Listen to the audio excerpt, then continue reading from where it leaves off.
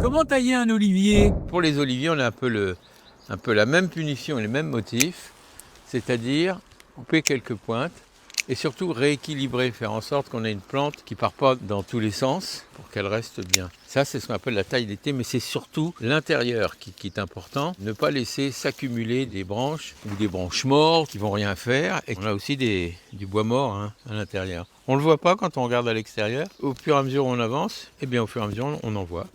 Et on se dit, ah ben oui, mais il y avait celui-là aussi. Et puis il y avait celui-là. Il faut être léger du sécateur, mais il faut quand même faire ce qu'il faut. Je sais que c'est toujours délicat la taille parce qu'on a toujours l'impression qu'on va massacrer l'arbre. Mais si on ne le taille pas, et si on le laisse aller n'importe comment dans tous les sens, et ben, ce n'est pas rendre service non plus à la plante. Voilà, et bien écoutez, après cette démonstration de taille d'été, dites-vous bien qu'il y en a d'autres.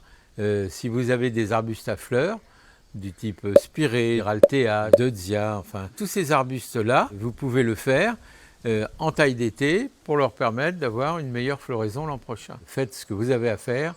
En attendant, moi je vous souhaite de bien jardiner, bonne récolte et à bientôt!